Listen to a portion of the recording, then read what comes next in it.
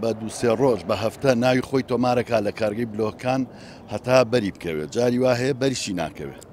بەڵێ بەتاچی دروست بووە خازە چە و لم و بلۆک هۆکارەکەی بۆ چیە گەڕێنەوەی هۆکارەکەی بەبوونی ئەم هەڵبژاردنەوەیە یەکەمین مجموعەیەک عەرزی زیادە ڕەوی هەیە خەڵک پەلاماریان لەم کاتە بەها لێزانێت دروستێکات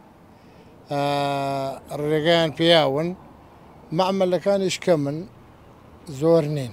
لێسەدا نرخی جووتێ بلۆک بەسەندە حاليا جوتي بلوك المعاملة 7200 ب 1300 دينار بەراورد بە پێشوو چەند گۆڕانکاری لە نرخەکە دروست بووە تقريبا 400-500 دينار گۆڕانکاری بەسەر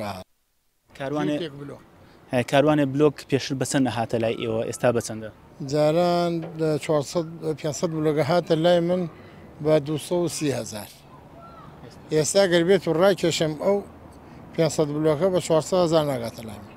ئەی بابەتەکانی تری کەرەسەی بیناسازی لە چە و لەم و شیش و ئەوانەش گۆڕانکاری بەسەر هاتووە شیش شتێکی کەمەوەی علاقەی بە دۆلارەوە هەیە چەولمەکە تەمان تەسیرەکە گران بووە زۆری گران بووە. بەڵێ لە ئێسادا بلۆک گران بووە نرخی کاڵاکانمان هەمووی گران بووە چیمەنتۆ لم شیش.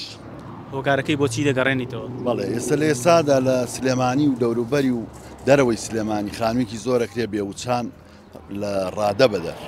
لە ئێستادا نرخی جووتێ بلۆک بەچەندە؟ نرخی بلۆک لە ئێستادا بە 1300 دینارە جووتی.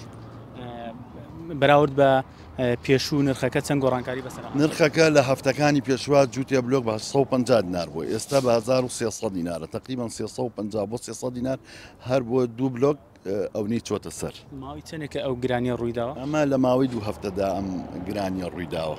ڕاستە دەوترێت ئەگەر کەسێک بڕێک بلۆکی بوێت پێویستە دووسێ ڕۆژ لە معمەلەکان سرە بگرێت؟ بەڵێ بە دووسێ ڕۆژ بە هەفتە ناوی خۆی تۆمارەکە لە کارگەی بلۆکەکان هەتا بەری بکەوێت جاری وا هەیە بەریشی ناکەوێت.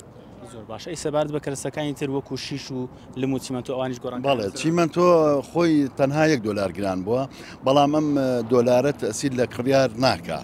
بەڵام لە هەمان کاتە دۆلارەکە لە 150,000 بووە بە 156,000 و 5,000 ئەوە بڕی چیمەنتۆکە تەنها بۆ 5,000 بەرزێکاتەوە.